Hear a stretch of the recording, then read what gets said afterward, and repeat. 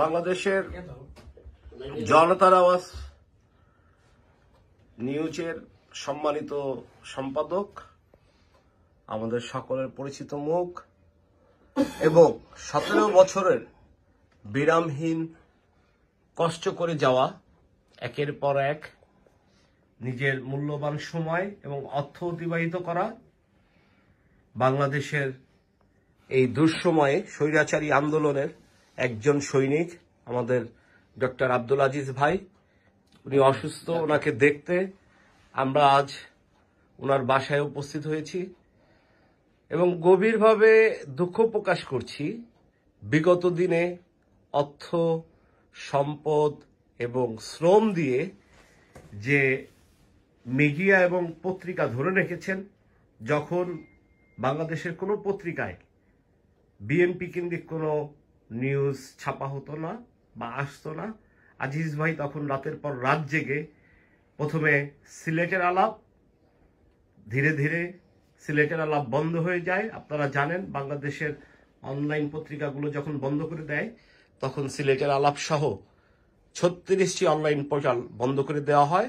কিন্তু আজিজ ভাই থেমে নেই। আজিজ ভাই এর পরেও তার মূল্যবান সময় অতিবাহিত করেছেন এই খবরের পিছনেই। আজ 5ই আগস্টের পর আমরা দেখতে পেয়েছি বাংলাদেশ নতুনভাবে স্বাধীন হয়েছে, কিন্তু আজিজ ভাইয়ের খবর আমরা হয়তো অনেকেই নিতে পারিনি। আমরা লজ্জিত, আমরা লাঞ্ছিত, আমরা দুঃখিত। এভাবে দেশের জন্য স্যাক্রিফাইস করা মানুষগুলো হয়তো কষ্ট নিয়ে একদিন চলে যাবেন, কিন্তু জাতীয় পর্যায় থেকে তাদের খবর কেউ রাখেনি। আজ আমরা ঠিক আজিজ ভাইয়ের খবর নিতে এসেছি। সাথে আছেন আমাদের মোখলেসুর রহমান ভাই, বিশিষ্ট বুদ্ধিজীবী, সাবেক উপদেষ্টা, এক্স রাষ্ট্রপতি, এবং সাথে আছেন সহ সম্পাদক শাইক এম রহমান ভাই, এবং আমি আছি রাকেশ রহমান। আমরা শুনবো আজিজ ভাইয়ের মুখ থেকে। আজিজ ভাই, আপনি কেমন আছেন? আলহামদুলিল্লাহ, ভালো আছি। আপনার শরীর এখন কেমন কেমন লাগছে? আমি অনেক সুস্থ, আল্লাহর রহমতে।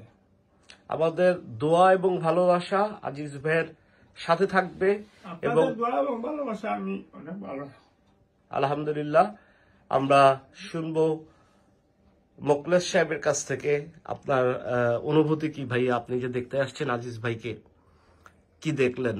ধন্যবাদ জনাব রাকেশ রহমান।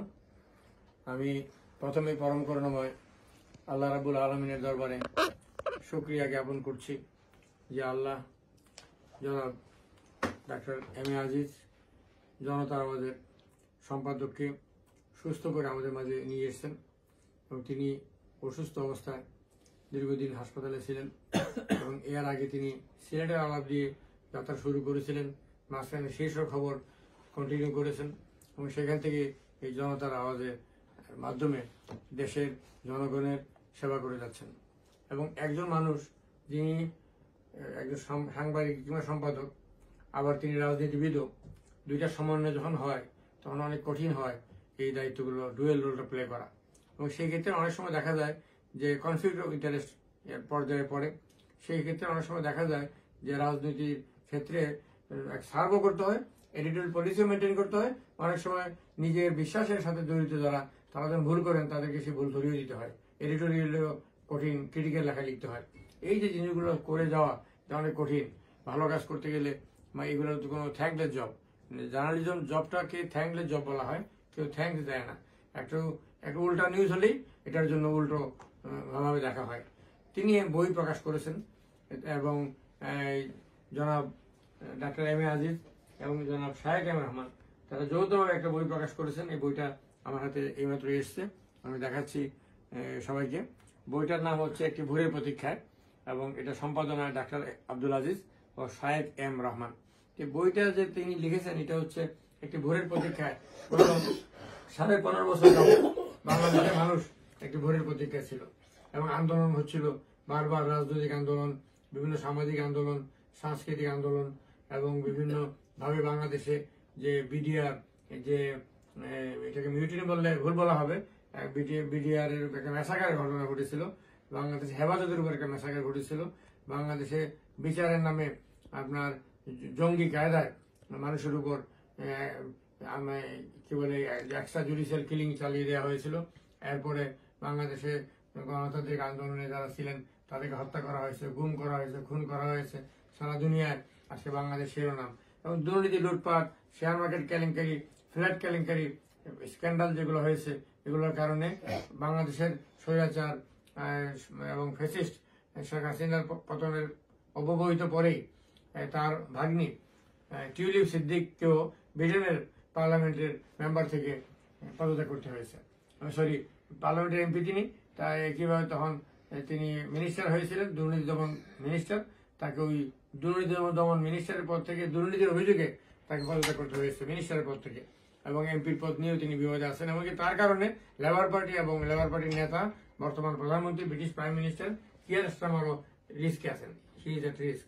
যাই হোক, এই অবস্থাতে আজকে বাংলাদেশে যে সার্ভ করেছেন এবং একটা রাজনীতিকে সার্ভ করেছেন জনাব ডাক্তার আব্দুল আজিজ, তিনি বাংলাদেশে যখন জিয়াউর রহমান বিএনপি গঠন করেন, এর আগে তিনি প্রথমে জাতীয়তাবাদী গণতান্ত্রিক দল জাগো দল গঠন করেন, এবং সেই জাগো দল থেকে তিনি ওই দলের সঙ্গে সংশ্লিষ্ট ছিলেন। এবং জাগো দল পরে 5টা দল মিলে একটা ফ্রন্ট হয়, জাতীয়তাবাদী ফ্রন্ট।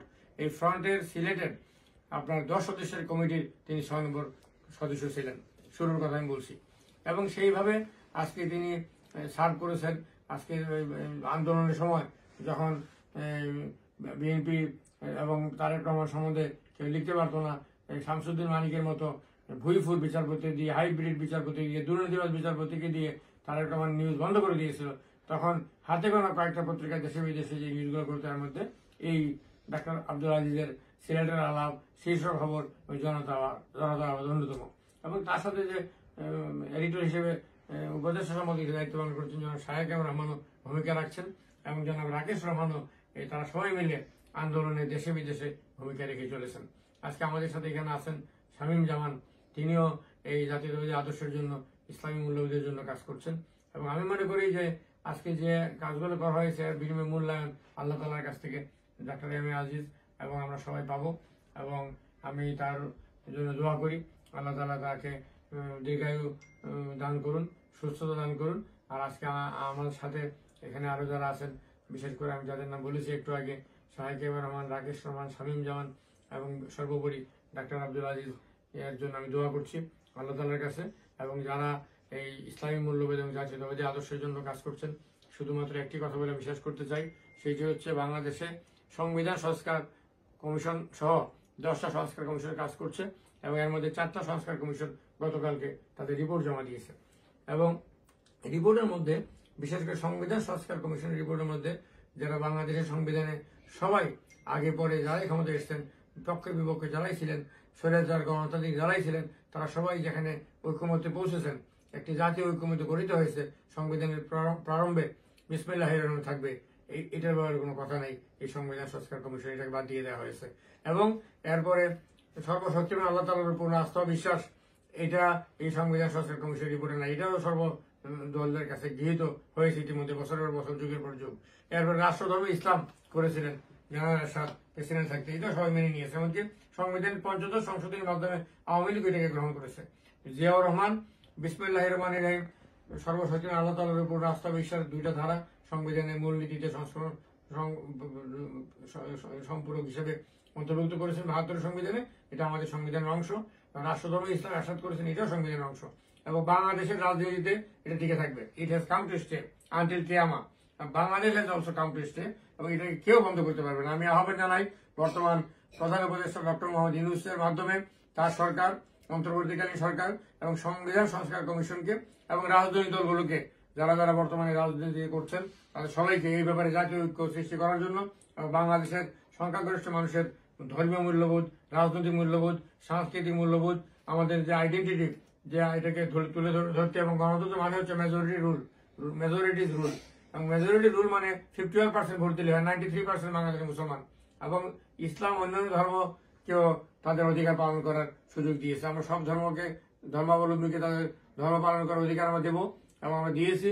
আমরা পৃথিবীতে একটা মধ্যপন্থা জাতি হিসেবে, বাংলাদেশি জাতি 18 কোটি মানুষ আমরা কাজ করছি। পার্শ্ববর্তী ভারতের হিন্দু মৌলবাদী, কট্টর মৌলবাদী, ফ্যানাটিক জঙ্গিবাদী নরেন্দ্র মোদীর নেতৃত্বে ধর্মনিরপেক্ষ ভারতকে যারা ধ্বংস করছে, খুবলে খাচ্ছে, তাদের পাশে আমরা একটি আদর্শ রাষ্ট্র হিসেবে আমরা দাঁড়াবো। এবং আমাদের পরিচয় অক্ষুণ্ণ রাখতে হবে।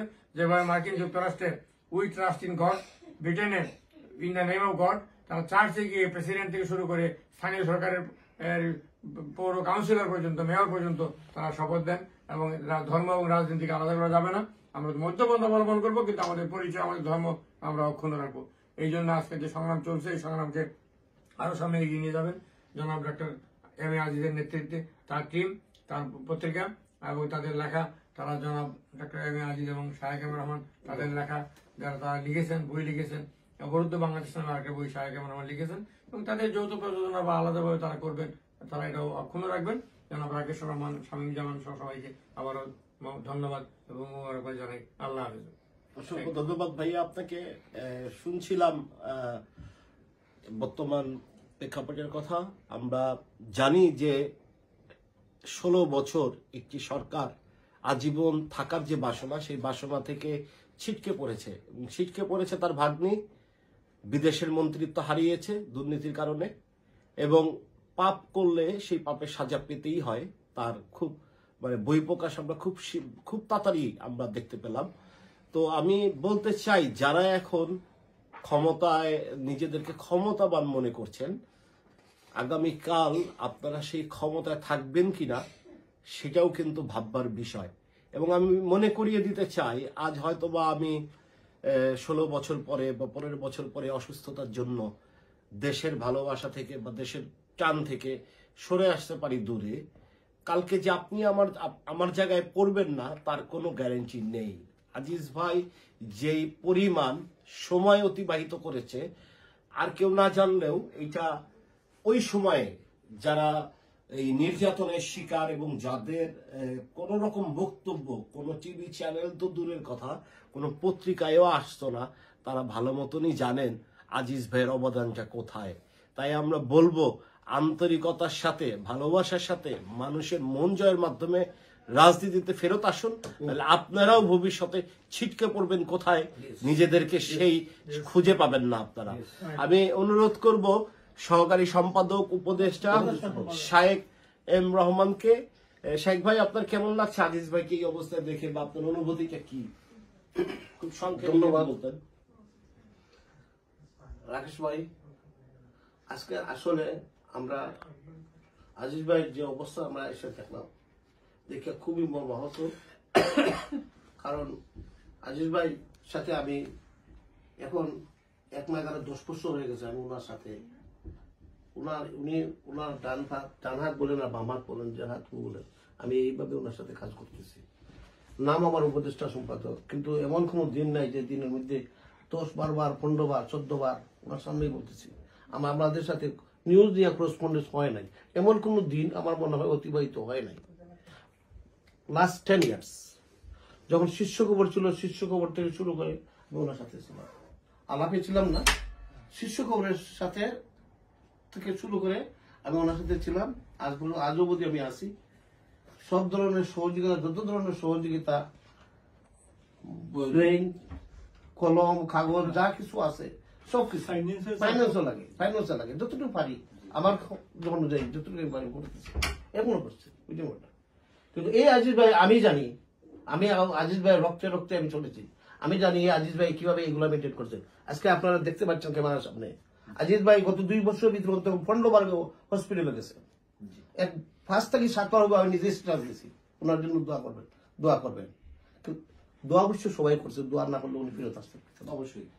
আজকে ওনার ফায়ার অবস্থা আপনারা দেখছেন, অফ, একটা সাইড অফ, অলরেডি কয়েকবার অপারেশন হয়েছে, শেষ পর্যন্ত এই অবস্থায়। কিন্তু কতজন খবর নিচ্ছে এই ধরনের আজিজের আমি জানি না।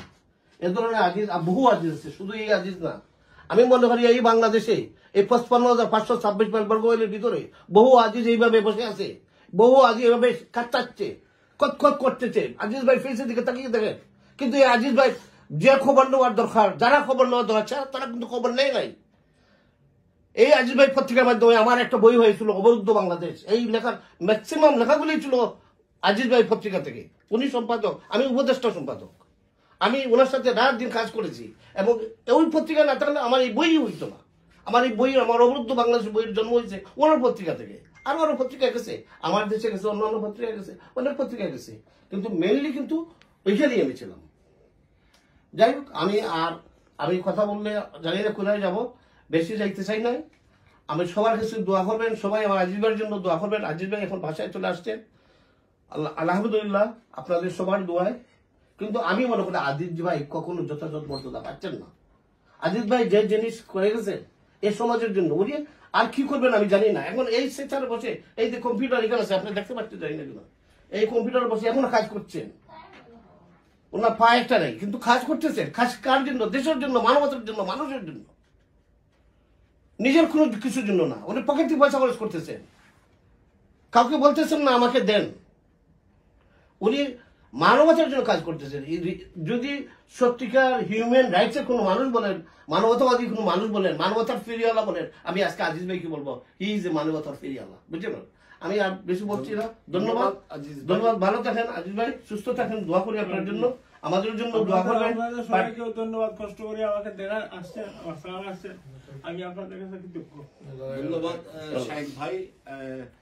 আমাদের ঘরে ঘরে একটি করে ডক্টর আব্দুল আজিজ ভাই তৈরি হওয়া খুব প্রয়োজন, যে নিজেকে বিলিয়ে দিয়ে দেশের ভালোবাসা ওই মানুষদেরকে যদি মূল্যায়ন না করা পর্যন্ত আমাদের কোনো কিছু মূল্যায়িত হবে না, অথবা এই দেশের পরিবর্তন কখনো সম্ভব না।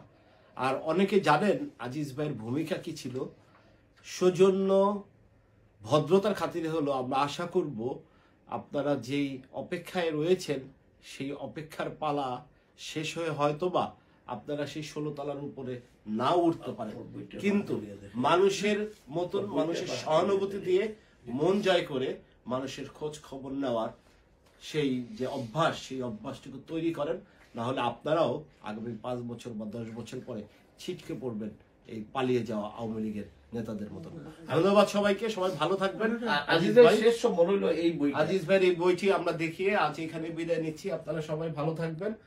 আজিজ ভাইয়ের জন্য বিশেষ করে দোয়া করবেন, যাতে আজিজ ভাইকে আল্লাহ সুস্থতার সাথে হায়াত দান করেন। আমি এবং শাহেদ ভাই যৌথ সম্পাদনায় বইটা করছি আমরা। অসংখ্য ধন্যবাদ আজিজ ভাই। আমরা আপনাদের দ্বারা আরো একটি নতুন বই দেখবার প্রত্যাশা রেখে আজ এখানে বিদায় নিচ্ছি। আল্লাহ আপনাদের রাকেশ ভাই, আপনাকে মঙ্গল করুক, নেক হায়াত দান করুক। আমিন।